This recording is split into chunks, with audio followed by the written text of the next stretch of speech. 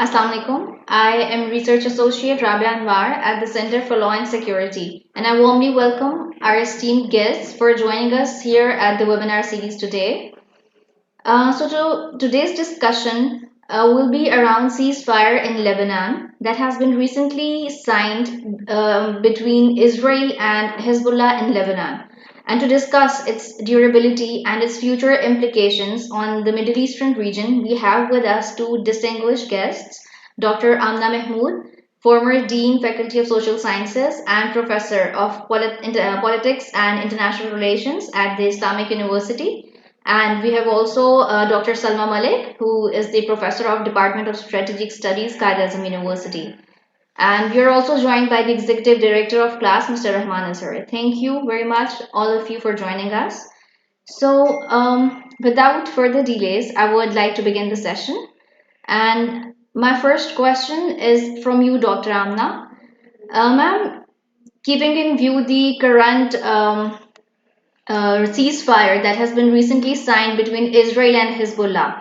Ma'am, what is your opinion on its longevity and how do you foresee that will it be able to complete the 60 days period and pave the way for long-term cessation of hostilities between the between the two rivals? Thank you, Rabia, for inviting me here. I think that Israel wanted to buy time. That's why they entered into this ceasefire agreement. Before that, they tried to destroy maximum power of Hezbollah, and then you know that they destroyed their main leadership line ahead of Hezbollah for a long. And then they attacked Lebanon off and on, and they really damaged the civilian population and displaced them to very inside Lebanon. When they were caught by Hezbollah and at the same time by Iran, and they were not able to face them simultaneously, so just to buy time, they had this ceasefire agreement, and they have done many violations out of the after that.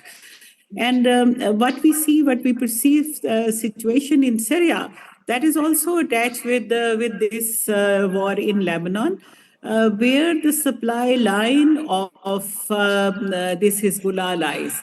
All the supplies coming to Hezbollah from Iran are through the via of Syria, and Syria was already on civil war. And you see that what is the point of time to aggravate the situation in this Syria? It was actually they did ceasefire, and then they attacked on Julan Heights and the no militarized zone, and at the same time the Mr. Julani's force, they capture Damascus and other areas around, and they forced Bashar al-Assad to flee from that area, and now he is in Russia. All these things are aligned.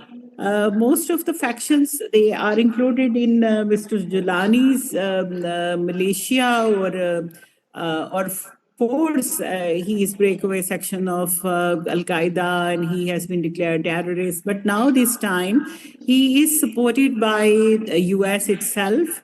Neighboring regional powers like Saudi Arabia and Turkey, they are having their own interest, and they are grouping one or two groups at a time. And the five major groups consisted of a number of other groups. They captured Syria. And in the meantime, since now Syria belongs to no one now, there is no control and command. Even the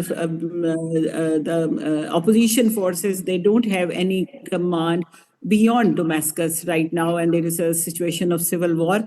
So Israel bought this time to capture maximum area of Syria. And they have been doing this at Julan Heights. They never vacated, and then UN accepted their control over Julan Heights. Now they have captured militarized zone. They are advancing towards Damascus, and they want to capture all that area. And in the meantime, there is no supply line of Hezbollah and Hamas through Syria. And that is actually their motive. They want to have one side, they want to control maximum area and conquer maximum area in Syria. You see that there is no resolution by UN. They just said Yes. that as a lip service that Syrian territorial integrity should be respected. But Yes. in Right. fact, they are not doing anything. And in camera session means that would be no information to the world that what was happening there. Otherwise, there should open meeting urging every regional power not to intervene and not to interfere. अच्छा, right. And then अच्छा, इसमें doctor आमना साहब, I think this is very important, something that you have mentioned. और मैं मेरा ख्याल है चाहता हूँ जरा पहले हम सीरिया वाला जरा बात कर लें, और मैं डॉक्टर सलमा की भी जो है वो इस पर जो है वो टेक ले लूँ, and then we can see के हम जरा समझना चाहते हैं कि जो सीरिया के अंदर हुआ है ये इतना सडन जो है वो क्यों हुआ है, और फिर इसके इम्पैक्ट्स। डॉक्टर सलमा साहब, आपको क्या लगता है कि ये जो रीजनल कॉन्फ्लिक्ट है जो पहले से चल रहा है पिछले साल सवा साल से, उस पर क्या इसका जो है वो इम्पैक्ट हो सकता है, व्हाटएवर हैपेंड इन सीरिया? जी थैंक यू सो मच। जैसे डॉक्टर आमना साहिबा ने इस चीज़ के बारे में जिक्र किया है, और the way she has explained this multi dimensional aspect. So the Syrian conflict by itself, the Syrian civil war, is nothing that just sprouted. It has been simmering, actually, to be very honest. Just a few years after the death of Hafiz al-Assad, Bashar al-Assad's government somehow became unfavorable for many quarters, और एक लो की किस्म की जो resistance थी वो उनके खिलाफ चलती रही है. And then we have also seen कि जैसे जैसे मिडिल ईस्ट की ओवरऑल सिचुएशन और डायनामिक्स बदले हैं, तो सीरिया में भी जो ये नॉन स्टेट एक्टर्स हैं, and the fact that various countries have been using the Middle Eastern countries as a proxy ground for fulfilling their interest. तो उन्होंने भी जब जहाँ जहाँ इस चीज़ में अपनी इंटरवेंशंस की हैं, and eventually what we have seen is that when they felt कि यहाँ इंटरवेंशन या इनकी सपोर्ट मज़ीद हमारे लिए फेवरेबल नहीं है, तो उन्होंने अपनी सपोर्ट को विड्रॉ किया है. आप इसको इसी तरह समझे जैसे हम लोग हमने बांग्लादेश में भी एक मोमेंट देखा जहां Bangladesh government after doing everything that they could, high handedness, looking not fulfilling the interest of its civilians and everyone, eventually they had to leave despite the fact कि military उनको support कर रही थी, and that was an internal agent of the state. but यहाँ जितने भी proxy agents थे उनकी जब support ख़त्म हुई है, तो फिर सीरियन गवर्नमेंट की जो फॉल थी वो अच्छा। इनएविटेबल हो गई, और सिविल वॉर में उस तरीके से चल रही है. और फिर उसके साथ हम ये भी देखते हैं कि इसराइल के लिए एंड द वेस्टर्न पावर्स, उनके लिए एक मोमेंट ऑफ रेकनिंग है, because they are finding the type of inroads now that they could not find before. But जो सिविल वॉर जिसको हम कह रहे हैं, उसके क्रॉस बॉर्डर रिप्रिकॉशंस भी थी और रेमिफिकेशंस भी थी. तुर्किया का सीन बहुत हद तक सीरियन सिविल वॉर की वजह से ट्रांसफॉर्म हुआ था, और एक नए डायनामिक्स रीजनल में डेवलप हो रहे थे. And this is going to lead to further problem. I mean the fact, जैसे डॉक्टर साहिबा ने भी फरमाया कि इनकी अभी एक लिमिटेड एरिया तक जुरिस्डिक्शन है, but we can not very safely predict कि ये लिमिटेड एरिया तक ही रहेगा, बल्कि जो एक वर्स्ट के सिनारियो प्रिडिक्शन है कि this is going to go way beyond what the situation is, and the particular heights that Syria has which were a physical deterrence for Israel and other powers, they are going to get neutralized very अच्छा, soon. जी right. और doctor आमना साहब, आप इसको जो हमने उसका एक देखा है कि एक इस कॉन्फ्लिक्ट की कुछ डायनामिक्स ऐसी हैं जहां पर ईरान इज सपोर्टिंग ये जो छोटे स्टेट नॉन स्टेट एक्टर्स, और उनमें से सबसे बड़ा तो जो स्टेट थी वो सीरिया थी. सो ईरान की जो बैकिंग है for Hezbollah and for Hamas, और फिर ये जो सीरिया के अंदर जो चेंज है, इसको आप किस तरह से देखती हैं, और इसका इम्पैक्ट जो है वो आपको क्या लगता है आने वाले दिनों में जो है वो क्या होने वाला है, या इस कॉन्फ्लिक्ट को वो किस तरह से जो है वो बदलेगा? इस वक्त तो जो है वो बिल्कुल एक डिसऑर्डर की पोजीशन है ना. सीरियन वॉर जो सिविल वॉर है वो तो 2011 से चल रही है. अरब स्प्रिंग शुरू हुआ तो यहाँ पे भी हो गया,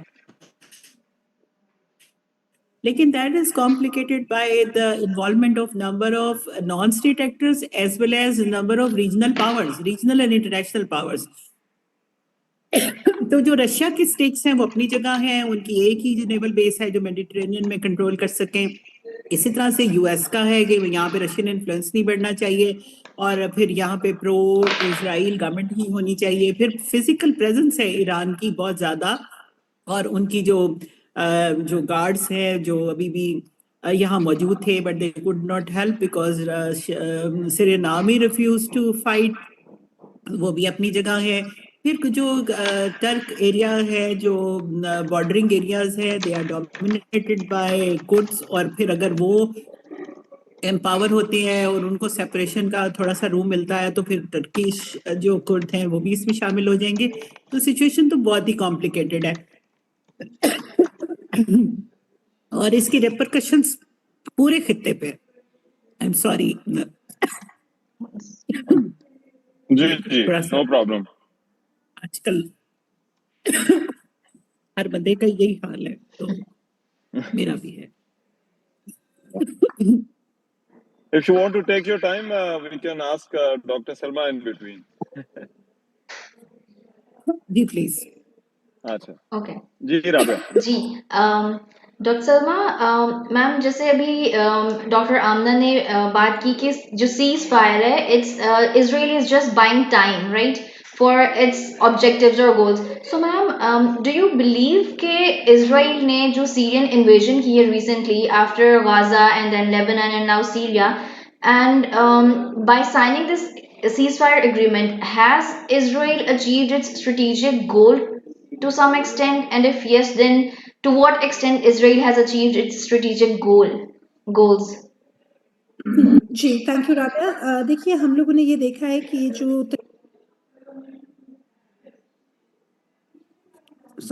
जो सवा साल होने को आया है लेबनान में तो अभी शुरू हुआ है, बट गाजा का जो कॉन्फ्लिक्ट शुरू हुआ है उसमें भी हमने 2-3 ऐसे सिचुएशंस देखी हैं जब सीज फायर नेगोशिएट हुआ है, कोई ना कोई इम्पोर्टेंट पावर बीच में पड़ी है जिसने कभी 1 हफ्ते का, कभी 10 दिन का, कभी 14 दिन का सीज फायर कराया है। बट एट ईच इंटरवल जब जब सीज फायर हुआ है उसके बाद इसराइल पहले तो इंटरनली वर्टिकल एस्केलेट कर रहा था और हॉरिजॉन्टली भी एस्केलेट कर रहा था, बट इंटरनली कर रहा था।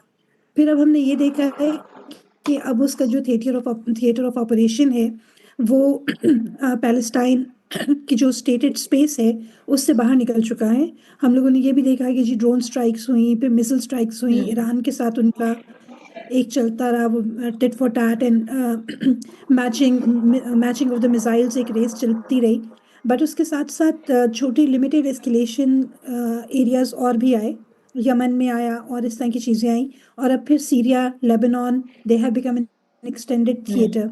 सो जो आपका बेसिक क्वेश्चन है सीज फायर का, उसमें एक चीज़ देखने की वाली है कि at any ceasefire Israel को हमेशा एक तरह का स्ट्रेटेजिक फर्स्ट स्टेप फॉरवर्ड मिला है, और उसने पहले से भी ज़्यादा जो है एक्शन अपना एग्रीवेट किया है, वायलेंस को स्टेप अप किया है, और जो उसकी ऑफेंसिव्स आए हैं वो पहले से ज़्यादा लीथल हैं, और it is virtually like that no one can deter Israel.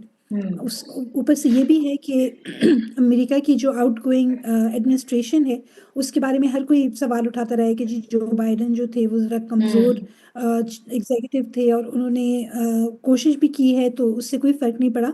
But the very fact is कि चाहे वो कमज़ोर थे कि ताकतवर थे, बट अमेरिका की जो एक बहुत बड़ी ताकत है वो ये है कि यूएन सिक्योरिटी काउंसिल में वो वीटो की ताकत रखता है। तो वहाँ जो बाइडन ने या अमेरिका की हुकूमत ने उनकी हक में इसराइल के हक में हमेशा वीटो का एक्शन लिया है, चाहे बाकी 5 या कोई भी प्रेशर बाकी कम्युनिटी ऑफ नेशंस से आए।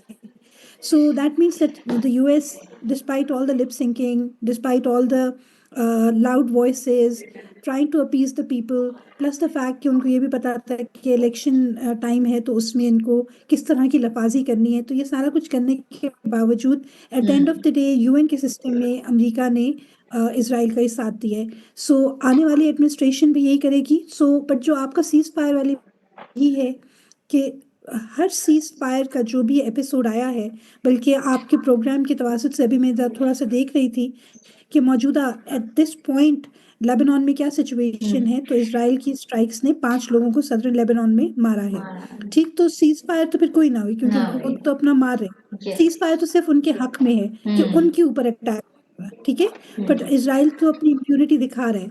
और यही हमने देखा कि जब जब सीज फायर हुए, चाहे कुछ घंटों के थे या कुछ दिनों के या महीनों के थे, अब 2 महीने का सीज फायर है, तो वो एक बिलो सब क्रिटिकल लेवल जो है लोगों को मारता रहेगा, वो करता रहेगा, कहेगा कि जी हमने तो सीज फायर किया, वो ये यू मिसक्रिएंट्स थे, ये ऐसा था। छोटे बच्चों की डेड बॉडीज को भी वो कहते हैं कि जी ये टेररिस्ट थे या पोटेंशियल टेररिस्ट थे।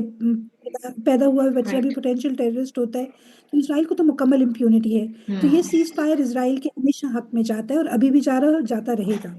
So, ma'am, as for concluding question, ma'am मुझे आप दोनों का input इस पे चाहिए होगा कि अगर ceasefire is just the way it is in Syria, in case of this Lebanon, right? तो can we ever expect कि इसराइल का सीज फायर गाजा के साथ होगा, और अगर उस सीज फायर का वो वैसे ही होगा उसी नेचर का जैसे कि अभी वो इन लेबनान है, सो मतलब फिर तो ये hostility and everything around this region will be this same complex and under conflict, right? तो sir ma'am, what will be the way out of this conflict then? हम इसमें रीजनल पावर्स का रोल कैसे देख सकते हैं, क्योंकि ज्यादातर हमने देखा है कि ये रीजन जो है वो कॉन्फ्लिक्ट फ्रॉन रीजनल और एक्सटर्नल रीजनल पावर्स की वजह से हुआ है। तो लेकिन अब इसका वे आउट क्या है? How can we come out of this conflict? Ma'am को बेटर करना चाहिए पहले, जी जी प्लीज। मैम, दोनों से। अच्छा, और में बेटा ये कि ये जो यहाँ पे कॉन्फ्लिक्ट है, that is because of the big powers and super powers. Okay. और जो रीजनल कंट्रीज हैं वो they are just bandwagoning, वो अपने इंटरेस्ट में उनके साथ अलाइन हो जाते हैं। जैसे कि आप देखें कि तुर्किया है, तुर्किया के जो अपने इंटरेस्ट हैं वो क्योंकि वो अपनी दोबारा लुकिंग ईस्ट पॉलिसी के तहत यहाँ पे अपनी हेजेमनी बनाना चाह रहा है, और वो जहां उनका इंटरेस्ट कॉमन होता है तो वो अमेरिकन इंटरेस्ट के साथ अलाइन हो जाते हैं, और जहां पे नहीं होता तो फिर वो रीजनल इंटरेस्ट पे चले जाते हैं। तो ये जो सूरत हाल है ये इसमें, और फिर सऊदी अरेबिया का भी ऐसे ही है कि they were about to sign Abraham Accord, but they just stopped short of that because of this Gaza war. Their public opinion is not in the interest. मुझे ये लग रहा है कि ये जो सीरियन सिचुएशन है और जो लेबनीज सिचुएशन है, इसको इजराइल जानबूझ के एग्रावेट कर रहा है और उसको वहां पे लेके जाना चाह रहा है।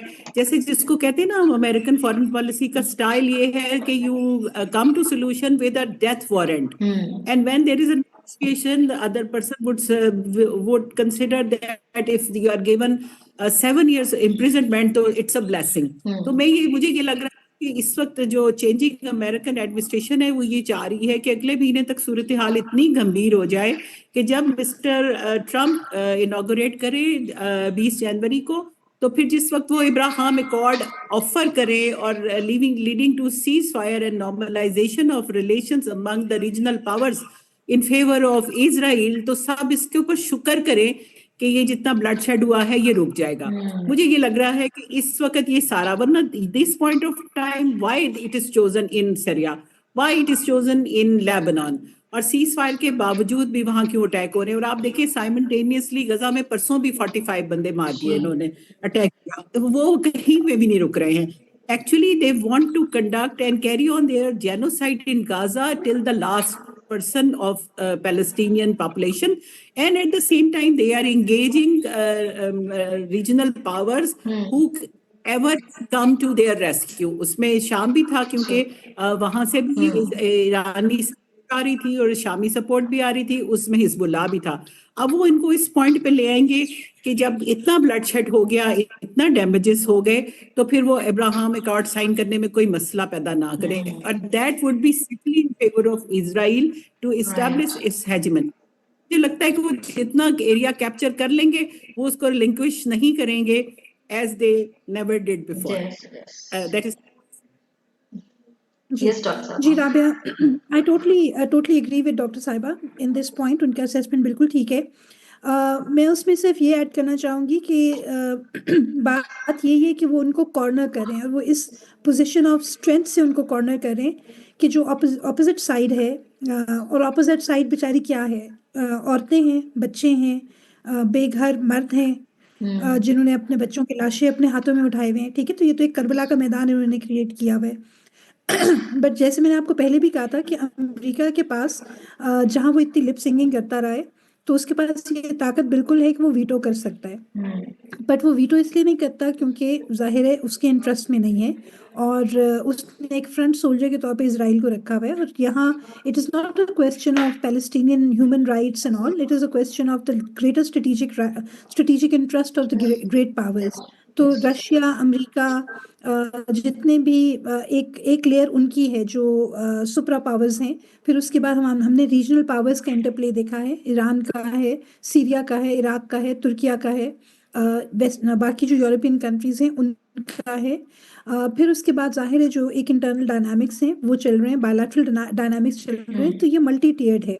सो हर ताकत जो है, फिर नॉन स्टेट एक्टर्स की बहुत स्ट्रॉन्ग इन्वॉल्वमेंट, तो हर एक्टर जो है वो अपनी दानस्त के मुताबिक अपने जो इंटरेस्ट है उनको फुलफिल करने की कोशिश भी कर रहा है, और उनको जो है वो इंटरप्ले भी कर रहा है। और उसका जो ब्रंट है वो सारा का सारा गाजन्स पे आ रहा है, पैलेस्टीनियंस के ऊपर आ रहा है। और बात यही है कि कल वो बेचारे थक हार के, देखें हिजबुल्लाह की जितनी भी हाई कमांड थी, मिड टियर कमांड थी, फिलहाल के तौर पे इसराइल ने न्यूट्रलाइज की है। ठीक, ये नहीं है कि इस सारी चीज़ को देख के हिजबुल्लाह खाली हो गया या उसके कमांडर्स नहीं हैं, बट उन्होंने बहुत हद तक उनको न्यूट्रलाइज किया है। तो अगर हिजबुल्लाह ने भी कोई एक्शन लेना है तो वो बड़ा कैलकुलेटेड किस्म का सोच समझ के करेगा ताकि उसका मजीद डैमेज ना हो, तो वो डैमेज कंट्रोल की तरफ जाएगा। ईरान ने भी ये वादा किया हुआ है कि वो इजरायली एयर स्ट्राइक्स का बदला लेंगे, सो वो भी मैं कैलकुलेट करके लेंगे जब उनको ये बात सूट करती है। सो हाँ, पर ट्रम्प का एजेंडा ये है जो कि पहले भी रहा था कि जंग ना हो, जंग कम हो। हमें ये भी देखना है कि यूक्रेनियन रशियन फ्रंट पे अमेरिका की क्या पॉलिसी होती है। ट्रम्प गवर्नमेंट का जो मेन एक्शन होगा वो चाइना, काउंटरिंग चाइना होगा। और क्या वो यहाँ आके यूक्रेनियन रशियन वॉर में उस तरह दिलचस्पी दिखाते हैं कि नहीं दिखाते, क्या करते हैं, किस तरह करते हैं, बट हमें उनकी जो मेन थ्रस्ट है, जो उनको सिर्फ एक चीज ब्लाइंडली दिखाई दे रही है, वो चाइना है, काउंटरिंग चाइना। सो ये बाकी सारे ग्राउंड्स को वो न्यूट्रलाइज करने की कोशिश करेंगे। और न्यूट्रलाइज करने का जो सबसे बड़े बेहतरीन तरीका ये है कि एडवर्सरी को इतना कमजोर कर दो कि वो आगे से आपको कोई रिस्पांस ना दे सके, और फिर जब बिल्कुल थक हार के बैठ जाएंगे तो एक थैंक्स गिविंग डिनर होगा, उन्हीं के बुलाए हुए दुम्बों से और टर्की से उनको खाना खिलाएंगे और वो दोस्ती कर लेंगे। यही अमेरिका की पहले की रवायत रही है, सदियों पुरानी, अभी भी वो इसी तरह करेंगे। Right. Thank you so much. Thank you so much for such insightful discussion, both of you, Dr. Amna and Dr. Salma Malik. Thank you. And we hope to collaborate with both of you in future as well. Thank you for Thank you. Thank inviting me. you.